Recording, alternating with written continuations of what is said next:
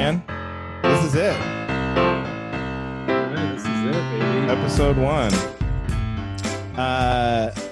Before I explain like what the podcast is to everybody, I thought that I would say why I wanted to do a podcast with you, Johnny, my good buddy here.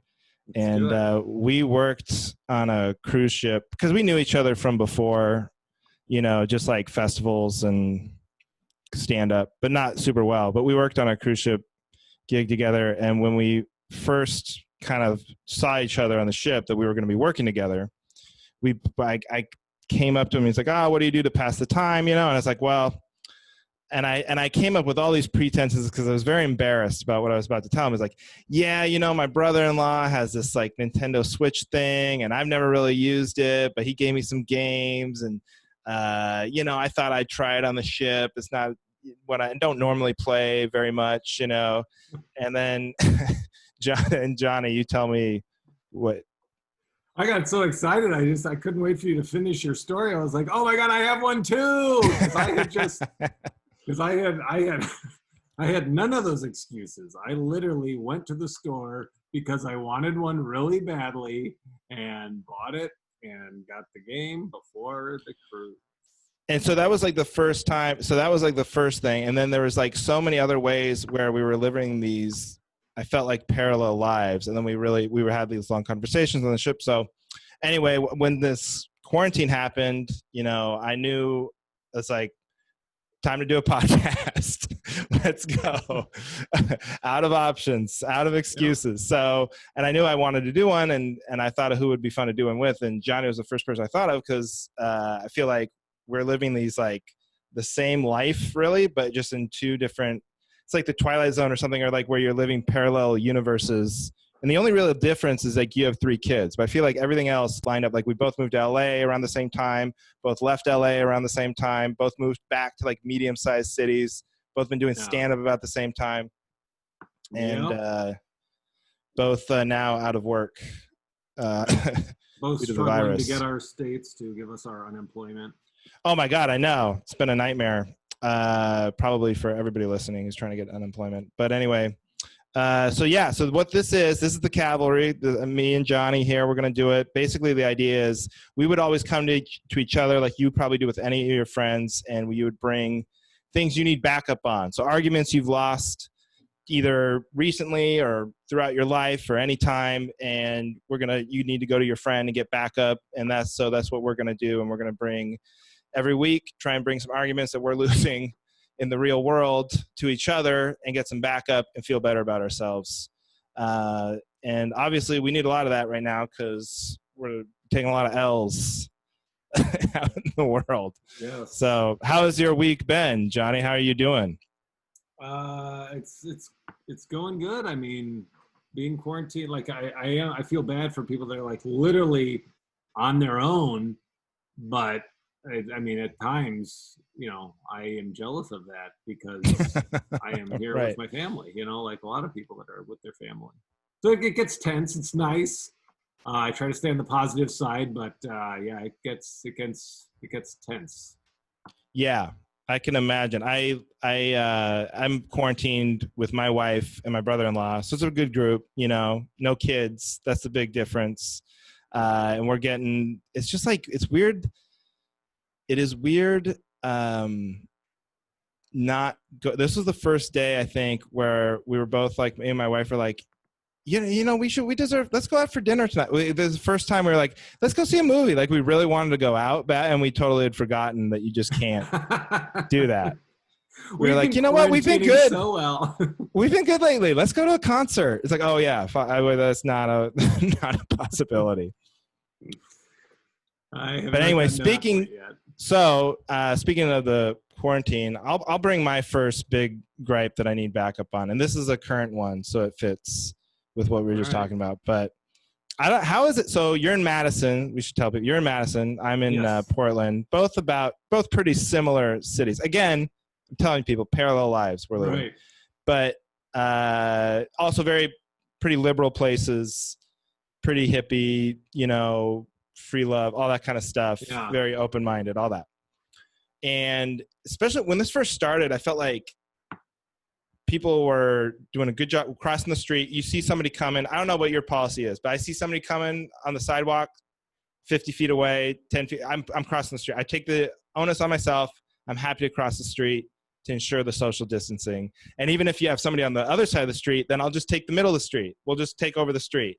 I have no problem doing that, you know? And it was going good. It was going good those first few weeks. But now it's like pedestrians have turned into drivers or something. And the courtesy level is dropping very quickly. And it's gotten to the point where the last 3 or 4 times we've gone walking, every time, again, I'm happy to do it. I'll go way outside. We're going up these steps. Just for this last time, we're going up the steps, my wife and I, and we had our dog.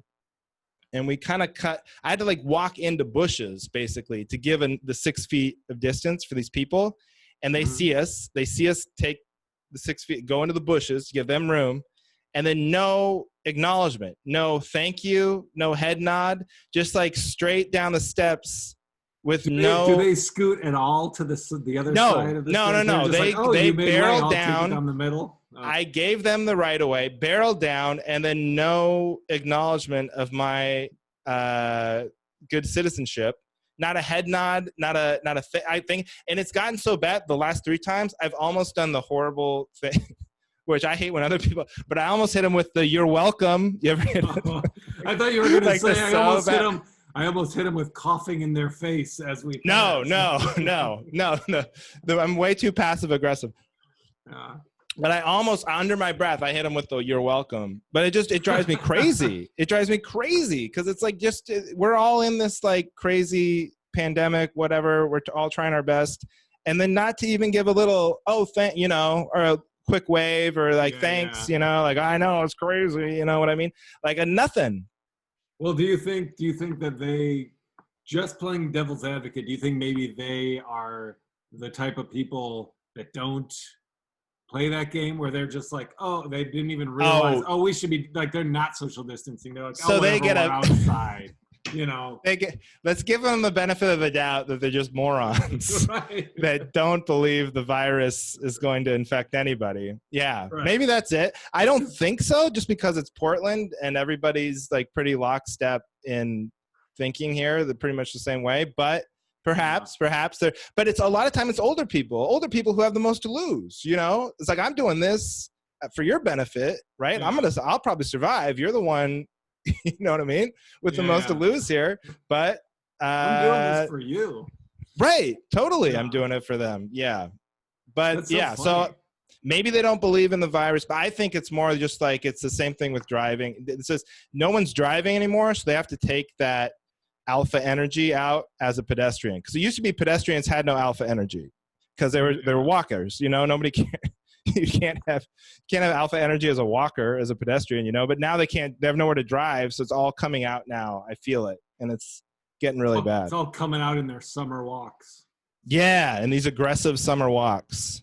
It's funny because like I since I've got nothing to do and I still need to get out of the house, I started trying to run. So I've been running. And so I've been noticing that, everyone's out on walks or, because no one's doing anything. And a lot of people, when they're walking together, instead of going to one side, like I'll be coming at it and they'll split. Like one will go on one side and one go on the other. So I'm like, well, right. You guys are walking together, so you guys clearly just trust each other, and it's like, oh well, let's just make this guy go down the middle. Like you guys know, if one of you they're like, well, he can't give it to both of us, but you. The way diseases work, you kind of can, right? Because once you come back together, you've now given it to each other. Exactly. Yeah. But so have you noticed that at all in Madison? Are people pretty courteous with the distancing? Yeah. It's honestly, it's a split from what I've noticed, like just being out and about, like on walks and stuff, is some people totally, if they see you coming, they'll cross ahead of time. So it's like, oh, we don't have to have that awkward close decision. We'll just do it ahead of time so we don't ever, have to do that. But then there's some people that are just like, they'll just walk right by you and, they don't even care. I scoot over ahead of time, but it's funny. On my last run, and I tried to start running because I'm terrible at running. But there was a guy on a walk, and he was ahead of me, walking the same direction as me, and I'm running, and he's large, and he's walking, not running. And I'm thinking, okay, so when I get up there, I'm gonna have to decide. All right, do I go on his right? Do I go on his left? Should I just cross?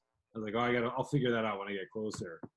And I am so slow, I just never caught up to him. So it was never an issue at all.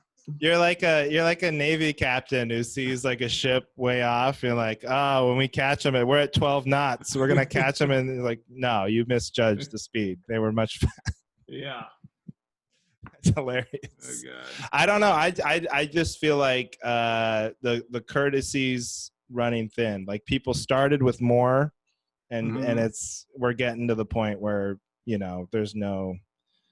I have noticed more masks and less courtesy. You have noticed more masks? Way more masks. So I feel like the masks have become a substitute for caring for anybody. Like once you wear the mask, it's almost like you're like, they don't even recognize me anyway. So I can just be a total dick. Like no one's going to report back to the neighborhood. I don't know, but people lose all sense of social responsibility once they're wearing a mask. It's a dangerous society. Everyone wearing masks. I had to do one of our grocery runs today, and I was at Trader Joe's, and I don't know. I mean, a lot of people are wearing masks, but I just don't think people are that others centered. Like I think people that wear the masks think it's a form of protection for themselves, and that's what's ironic, right? Because they say the mask is really just protecting other people from yourself. Yeah, right. But deep down, everyone's like, I bet it's helping me a little bit. Yeah, I know. I think that I don't way. want to breathe their air. I'm like, they say it's not helping me, but it's got to be helping me like some, right? It's like a mask, and you get it through your mouth. I don't know. Yeah, I don't know. But then I'll see some people that like they're at the grocery store with their kid, like little kid, no mask, and I'm just like, have you not seen the news? No, man. They don't care. They're not worried about it. Yeah, I guess not. Like, I don't know any old people. Whatever. Well, that's the thing. Yeah, it's like that's what's so funny to me too. It's like everyone's like when they downplay it, it's like it's just people over 80. Like they can't imagine a scenario where there's an 80-year-old person that they one care about, or two they themselves might be 80 one day. Yeah, it's the most short-sighted view ever to be like, that only affects people. When would I ever have to deal with that? I'm 35. Will I get older? Probably not. Yeah.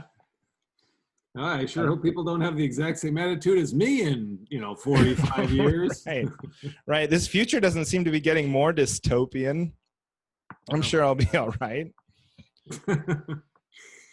It is crazy though. Just like you just take a step back and forget, like, because it all happened so quick. And it was just like, if 2 months ago, 3 months ago, even you could just jump forward 3 months and go to the grocery store and see everyone wearing masks, you'd be like, what the hell is happening? Yeah. What would be the weirdest thing if you were 3 months ago and you just woke up in a coma and no one told you what happened? What would be the thing that like would weird you out the most? Would it be the masks, the no traffic ever at rush hour, or the lines to get into grocery stores? I feel like that's a weird, because that's like a kind of like you associate that with like the Great Depression, like people waiting in lines for bread and all that stuff. I don't know what the weirdest thing. Probably the masks. I guess for sure. Yeah, for sure. Seeing everybody. It's just like, creepy. It's already become a fashion thing. People have their like floral, and they're like, I know. It's like, this is a mask so you don't get COVID-19. Right. Yeah. When will the fashion statements end? Like how far will the hazmat situation get before people will stop putting like Dolce and Gabbana logos on it? Like the glass shield of your head has a Nike swoosh on it. Like how far will people take it? Maybe when people go to space, like the billionaires go to space, they'll have tricked out space suits. Instead of that boring white, they'll have Yeah, I mean, we're sick of that white, yeah, just not as cool. Become very sterile. What's the point of being in space if you don't look cool? Right, you know you're gonna be on TV. You know what I mean? Right, you gotta have your Nikes.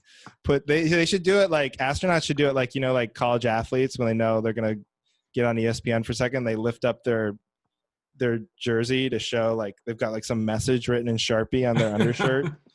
You know, Yeah. It's like for Kevin, you know what I mean, on his spacesuit. I don't know. All right. So yours. You got. So here's mine. I don't know if Okay. it's. You need some backup. Here we go. And this is recent. This is last night. So my wife is she fits in well in Madison. We'll put it that way. You know, she's okay. And I talk a lot about her on stage being all natural and hippy dippy and all that. So anyway, last night, and we've had this discussion before, and then I sort of ignored it, which made it a bigger discussion last night. But the whole. Oh, that didn't work. Yeah. Wait, that didn't work. Just ignore it. You just ignore it and it goes away. I'm shocked. Sometimes you think it works, but then like a week later, you're like, "Oh, it made it work." Yeah, you're like, "Oh, it's a miracle." Yeah. How did? So this is what it was. So it's the whole sleeping with the phone, your cell phone, near you, or on your nightstand next to your head. Of course. Like, so she's very, all right, we shouldn't do it. We got to plug it in out, you know, in the bathroom, out, you know, out of the bedroom, which is, okay, that's fine. I did it for a night the first time she brought it up. And then, and then I just pretend, you know, I did forget. Well, no, on the record, I want to say that I did forget. And then I just, you know, and then I just slept with it on my nightstand, plugged in, so that I can, you know, set my alarm, put it there. I don't have to get out of bed 3 times unnecessarily. And it's just more convenient. Now and she was like, "Oh, you're just blowing it off." I'm like, "I'm not blowing it off. And I don't think it's food. I don't think it's like hippie, you know, I don't think it's like magical. There's no EMTs, or I'm not saying I don't believe in the harmfulness." Well, let's say what that is. What does your wife say, like, or what is she referencing? You know how like the electromagnetic, the waves. It's I mean, and it's not, I think, you know, science has proven it is not good. But here's my argument. You've read the study. Right. You all know what we're referencing here. The not goodness of the things. Cell phones. You just sit sleep. I mean, even if you haven't heard me describing it, you're like, "Oh yeah, that sounds like something that's real." Anyway, so to me, my argument wasn't, "Oh, I think you're being, you know, a weirdo and you believe in witchcraft." I'm saying, yes, that's true. It's probably not good, but the convenience of it being next to my head at night and when I wake up outweighs whatever damage it's doing. Sure. See, you're saying when does the cure become worse than the virus? Yeah. I gotta write You're like down. The protesters out in the street trying to reopen the economy. This is worse. No. This is worse than the cure. I'm not doing that. No. But I hear you, and I thought. See, I didn't know if it was like when you slept next to your phone, it was like an actual like electronic waves going in your, or if it was just because I knew you slept better when your phone wasn't next to you, but I didn't know if that was because there's like a subconscious thing where if you know your phone is there, you're always like about to check it or whatever, or if it actually. No, it sounds like you're saying there's actual like waves. I don't know. Sounds so stupid. Put a couple of scientists here. This is circling our hands around. Yeah, the waves. You know, but you've heard about waves. Sure. I'm trying to prove someone else's point. I just imagine you in a lab coat in front of like 100 other scientists and a big university somewhere. Come on, you know what I mean? The big waves, and they go through everything. You know, you've seen it. who's that tech guy that always says, you know what I mean, but he never Yeah. explains anything. Right. How did he get the M into MIT? It's like he's mad at me for not knowing what he's trying to tell me. Well, But I honestly, I don't okay. know if it's it's the cell phone or if it's Wi-Fi, because at one point she mentioned the Wi-Fi devices, so now we have to not have the iPad near the bed. Oh, all right. Well, I agree with you. I do not. I like having it because the first thing I do every morning is fill my head with poison about the world. Terrible news. Yes. Yeah, you're just like, oh, maybe they cured it. Nope, worse than ever. So that's usually like how I spend. So it probably would be healthier to leave it in the other room. But you're saying the convenience. But what convenience is it giving you, really? Well, let's say I'm laying in bed and we're going to bed and it dings. Well, now I gotta get up and, you know. You're not gonna leave it to the morning. No. Right. No, I mean, what if it was a hilarious meme that someone sent me? You know what I mean? It could be anything. Right. But like, I mean, anything. You'd forget to set your alarm, or you're like, oh, that's right, we have to order, you know, Windex or, you know, whatever those late night urgent things you need to do are. Well, see, this is perfect. So you're saying, like, even if it adds years to my life, I'm willing to sacrifice those so I don't have to keep getting out of bed to check. Well, that's, if I had concrete evidence that it's taking years off my life, yeah, I would, in a heartbeat, put it in the bathroom in a lead vault. But okay. I feel like it's one of those things where it's very vague, where it's like, we need to see some more conclusive wave evidence. Yeah. Right now it's, well, they're going to find out how bad it is in the future. And I'm like, well, okay, well, when that happens and they have that evidence, let me know. And let me know. Changing my behavior. We're like those guys in the 60s who kept smoking because they're like, who knows, you know? Right.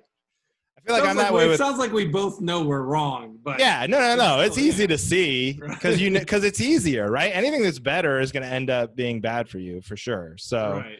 Yeah. But I think it's ironic because it's like I used to have a theory that you could tell how old someone was by how far away they sleep from their cell phone. So like the older you are, the farther away it's kept from you, you know. But then we're gonna be old one day, and if you want to survive, you got to keep your phone. Maybe they do it out of survival. Old people know. I don't know. Yeah, I don't know. But I'm with you. I keep my phone by the bed, and to hell with it. You know what I mean? There's an outlet right next to the. How far away? The bed and the. Maybe there's a compromise. Like, what if it's just like, you know what I mean? What if it's like halfway? What if it's by your feet? Could you just have it by your feet? She would be happier with that.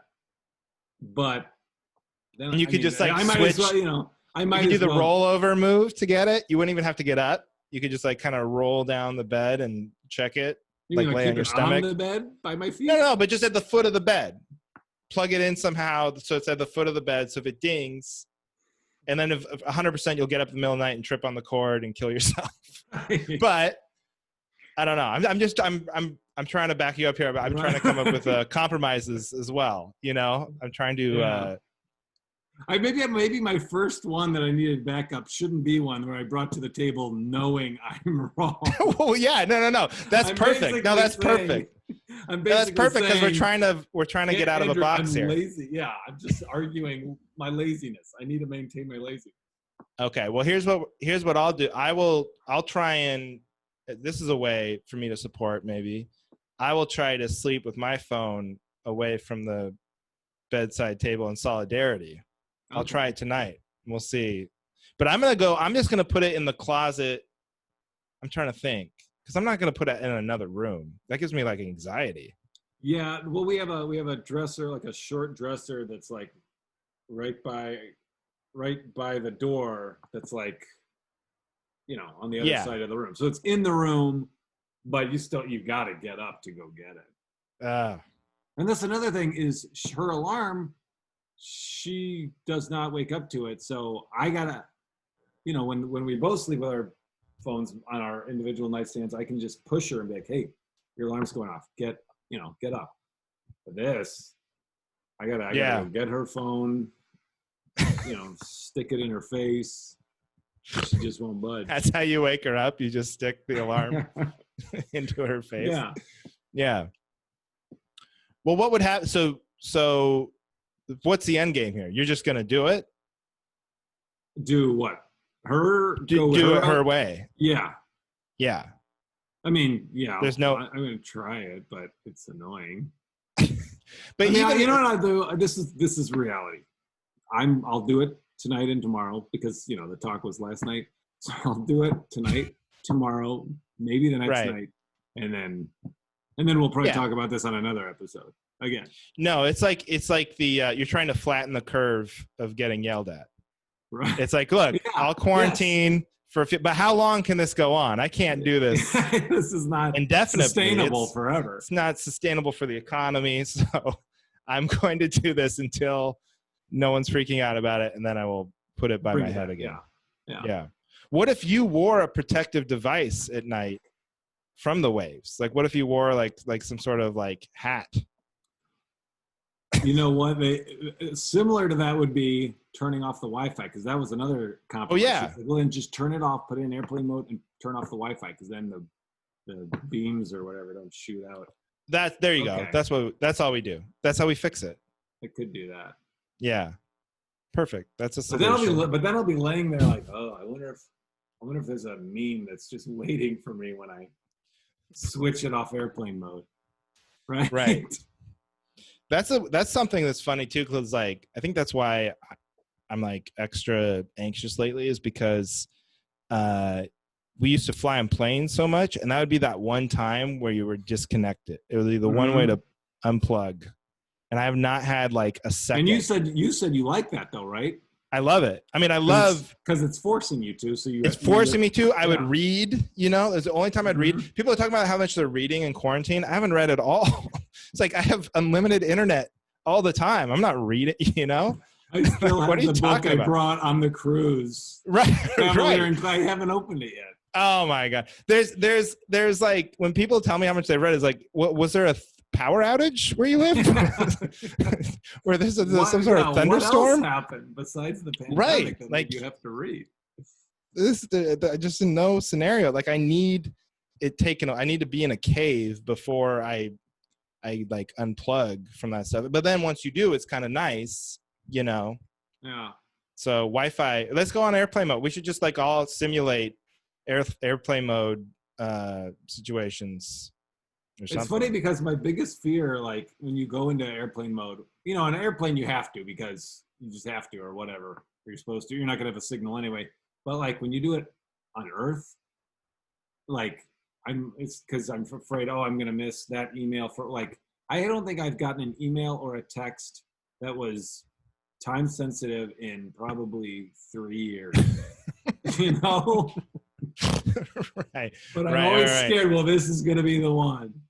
I know there's nothing worse than like going for a long time, especially like if you're traveling internationally. That's like a great, and you had like a long flight home, and your phone's been on airplane mode for like a week or something, and you're expecting this avalanche of communications. People are so desperately trying to find, where were you? What happened? Right. And you have no messages. You could have died. Nobody even knew you were gone. Nobody even knows or care. Yeah. No one's too upset. The world just keeps moving on. That's so funny. Whenever I would do a cruise, like it would be like 3-4 weeks later, I'd get a voicemail that's like, hey, are you on a cruise? Your voicemail says you're on a cruise. And it's like, oh, this is the first time anyone's heard my voicemail, and it's 4 weeks after I got back on land. Right. The I'm out of town voicemail. I didn't know people I would do it occasionally. I'd be like, hey, I'm out of town. So they'd call and they'd be like, hey, I'm going to be out of the country until 3 weeks ago. He needs to update his voicemail. I didn't know people still updated their outgoing voicemail. It's very professional of you. My wife and my brother-in-law, it must be a family trait, but they let their voicemail fill up to the point where the Verizon lady or the Apple lady just tells you, this person, it's full. And then you're like, that only happens to people who are like kidnapped or dead. You know what I mean? Like that's such an emergency, frenetic thing. Like before I met my wife, I was like, if that had happened, I called someone, I'd be really worried about them, you know? Yeah. And then I was like, she just has never cleaned out her voicemail box and doesn't care to. Yeah. I don't know. I can't do. I would never be that because that little number on your icon, Oh yeah, gotta get to just 0. bugs me. Yeah. Yeah. Gotta clean them up. I clean out my emails. Yeah, that's the other thing too. It's like people are like, "Oh my god, I have like 5,000 unread emails." Like, I clean it up. So how busy are you? You know what I mean? I'm like sitting here waiting on emails just to read them and delete them. You know? Yeah. I got all the time in the world. Okay, I'm gonna get to my next one.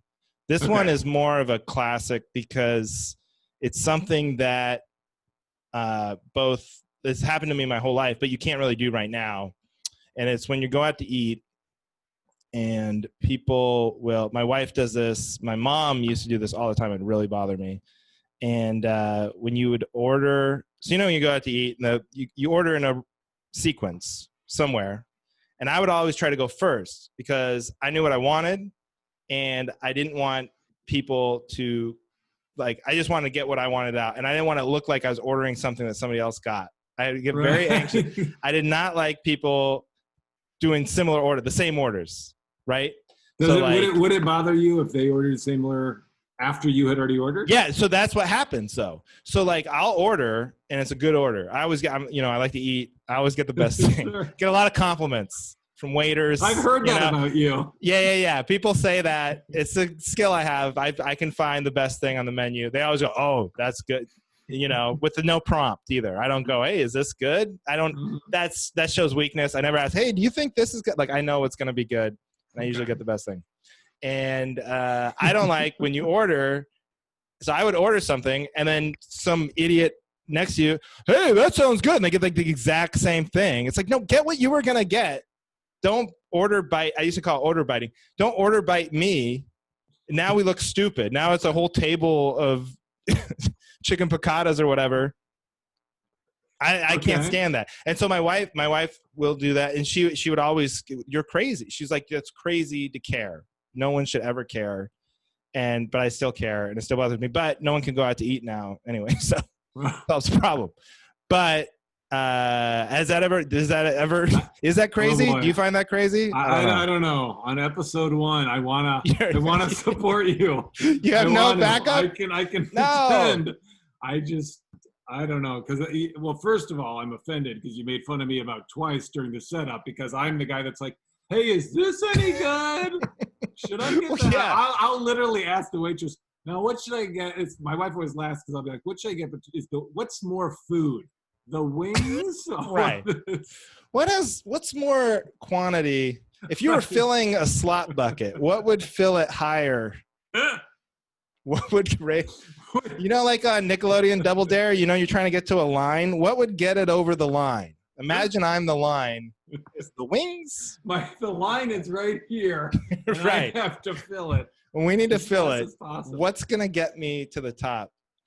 That's also funny that you ever ask because having eaten a lot of meals with you, you'd probably be like, "What's better, the chicken pot pie or the steak tartare, the tuna tartare?" "Oh, yeah, okay, I'll have 3 hot dogs." No matter what's on the menu, you're just gonna get hot dogs anyway. So I don't know why no one's ever gonna order by you. That's probably why you don't care. Yeah, that's true. No one has ever copied my order. Yeah. So that's why. I can get in your headset. I can understand okay, I can see how that would, it just doesn't bother me and it's never happened to me. But I can see. I just like the idea of when people are walking, I care too much what people think. I care too much what the waiter thinks. But just it's nice to have a little diversity on the table. You don't want to walk by and see everybody has the same thing. It looks stupid. It's like, what are you guys at a wedding? Did you all have to get the same thing?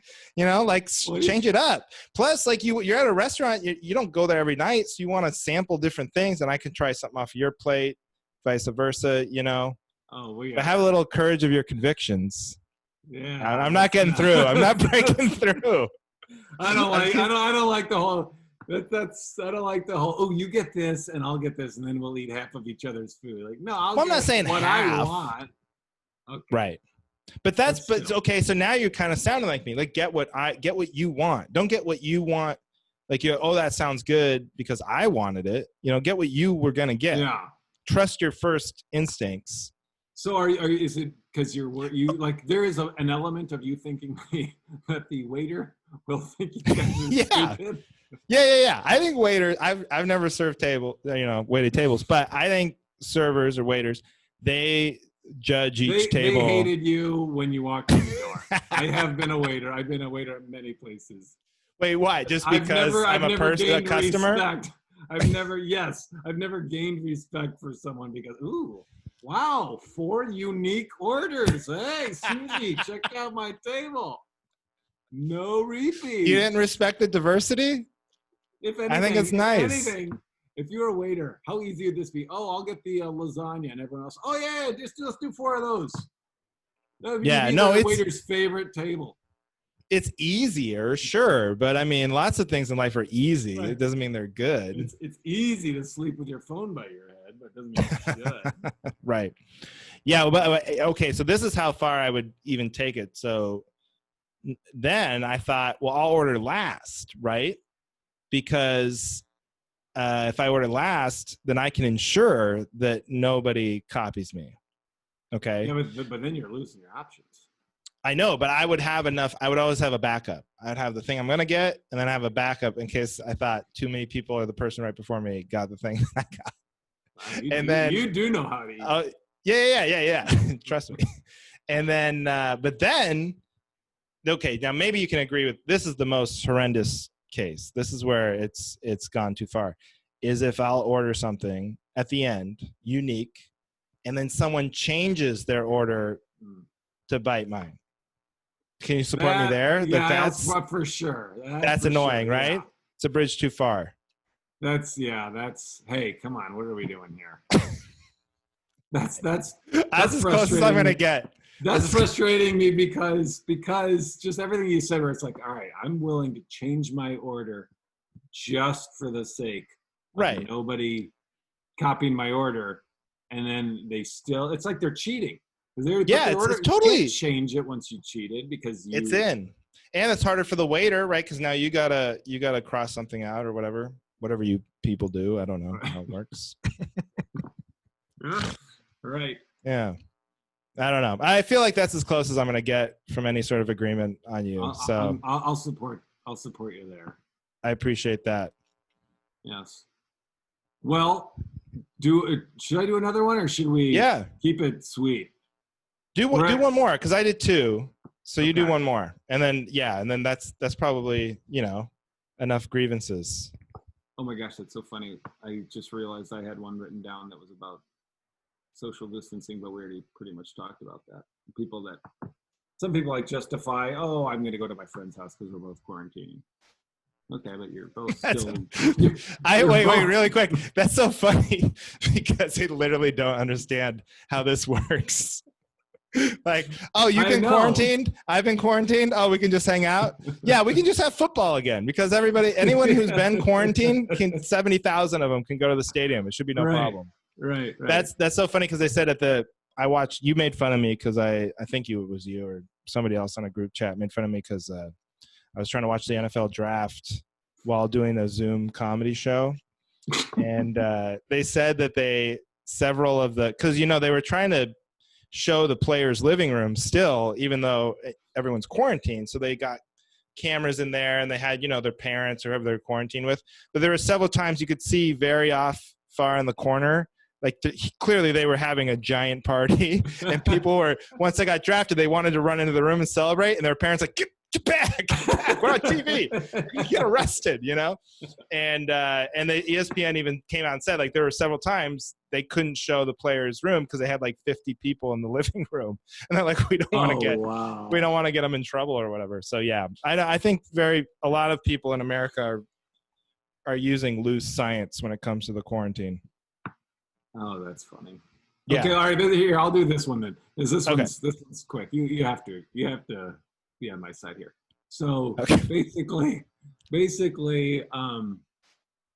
I think that it's ridiculous at this time. While we're quarantined and there's a pandemic, to to go on Facebook Marketplace and buy shitty old children's furniture used from people and then make your husband go pick it up when it's without the dimensions at all and bring it home. Because I go and can I show you? I'm going to just show you. It's this. Please do. Gigantic. Oh, your studio transformed.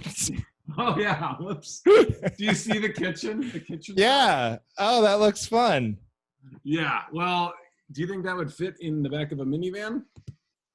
Of course. I think it would. It wouldn't. Oh, okay. Well, that's because you saw a picture of it, which is what my wife saw, is a picture of it. And so I went to go in the minivan, seats down and everything. It's too wide. It won't fit in any door. And luckily, so I'm like, that thing is heavy as shit. So yeah. I'm like, okay, what am I going to do? I just drove 20 minutes to get to this thing. It doesn't fit in my car. I can see people watching me. The people, because when you do that, they just leave it in the driveway. They're like, okay, then right, especially now, yeah, because they don't want to get whatever COVID from me. So I'm trying to lift this thing on top of the van, all by myself. It took me probably 20 minutes. I am furious because I didn't want to spend money on this thing. Used and broken and missing parts, and I put it on there. Luckily we had the straps, but I don't really know how to use those ratchet straps, Oh, so I'm yeah, trying to teach myself how to use them while people are watching people watching me out the window, hey, look at this idiot lifting this huge thing all by himself. And then so I texted everyone on the way. Before I left, I texted my brother. I thought it was my brother, but it was a text chain to everyone in my family, so I got in trouble for that. Because I was like, hey, in case you watch the news, you guys should watch the news tonight in case you hear a story of some guy who went to pick up some piece of shit old dirty kitchen kid set and it flew off his car on the highway and killed people. And I accidentally sent it to everyone. And so then that was a big thing. So, so can you support me? That's ridiculous. I support you every step of the way of this story. First of all, buying used kids' toys in a pandemic is a huge red flag for me. That thing is covered in COVID. It's probably more virus than toy at this point. No. I don't think. I was gonna buy. We need a dresser, and we're like, we just think get Goodwill or something, just a cheap dresser. But we were like, well, clearly we'll wait till after the pandemic to buy used furniture. So that's already, but maybe they wiped it down. Did they assure you that it was wiped down? No. But but I had to wipe it down. My wife had to wipe it down with bleach wipes or whatever else. So we did it. So that's fine. Okay. But I'm with you on that. But also, just the essentials right now, obviously I'm on board with, not spending although you are saving money because it's used, I guess. But I don't know if we would have an episode 2 if you weren't on my side with this one. No, I'm 100% on your side. And there is nothing worse in the world than people watching you do something that you don't know how to do, but you have to front my anger. Yeah, you have to front like you do know how to do. There's just nothing. And then they're like, they can't even help, because then hopefully in a normal situation some know-it-all guy would come out and be like, hey, do you need some help with that? And you'd have to either admit that you do or dig yourself in deeper and just say no and tell them to screw off or whatever. But my brother-in-law's car had a flat tire, and he was like, oh, I should go I need to change a tire, and he had a spare and everything, and oh, you're on the move. It's my mobile studio. I just left my charger up here. I'm at 4%, so that's why. Okay. Yeah. All right. I was thinking maybe you're gonna take it to the street here. Yell at some neighbors. No, but do some man on the street bits to close it out. But no, I know exactly what you're talking about. And then we were going to change the tire, and I was like, oh, I'll go out and help you, you know. But then it was just like those. I don't know. Have you ever tried to change a tire? And the lug nuts are just like no one's ever changed them before, and the lug nuts are just so tight that it's impossible. And neither of us. So we're just leaning on we just could not. And then we just did the dumb guy thing where after a while you go, you know, the tire place is only like a block away. I don't think you need. I think you can drive it for a block, right? And we're like, yeah. So then we just had to abandon the whole operation, and all the neighbors are just like, oh, I guess they just aren't going to change that tire. They spent 25 minutes trying to. Oh, I guess very humiliating make defeat. their car worse. Okay. Yeah, I guess. Oh no! It turns out the tire didn't need air. We looked into it. It's fine. We spent 20 minutes checking. It's not flat. It's not flat. I was just checking. I could have done it, but it shouldn't be a problem. Because everyone's like, do you know how to change a tire? It's like, yeah, I know how. It's hard when when those lug nuts won't move. I don't know what to do about that. No one tells you what to do about that. Yeah, when you're standing on it and bouncing on it with all your weight and nothing's happening. Right. So then what? Smart guy? No. I don't know. But I'm 100% behind you. Yeah. But you didn't have to put it together though. It was already put together. Yeah. I should have taken it apart to get it in the car. I don't know. Putting it together sounds like a nightmare too, but yeah. No. Do the kids like it? Is it super fun? Nobody's used it once.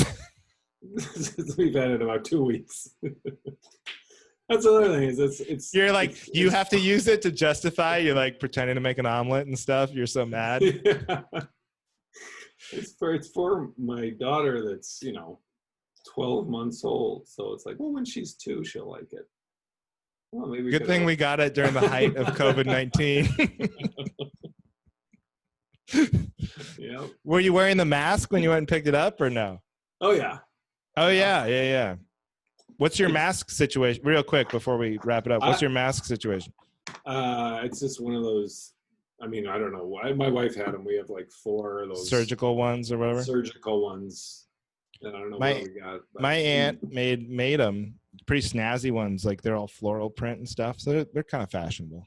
Yeah, like the one. Yeah, like the ones I saw at Trader Joe's.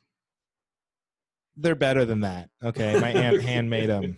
They're not like the ones at Trader Joe's. Oh, sorry. They do kind of look like a Trader Joe's. Like no, I don't mean like the Trader Joe's ones. I'm saying everyone at Trader Joe's. Was yeah. No, it's wearing the stylish ones that our aunts made, or your aunt made. Yeah. Well, all right, man. That's pretty good. So we're like 3 for 4. I think you could not get behind me on the order binding, but we'll take it. But I don't think you're a fool. I blame myself because no. Honesty is the best policy ultimately. So and you tried. That's all that counts is trying. Yes. So that's it. Thank you to everybody who listened or watched this. It's our first episode. Hopefully there'll be many more.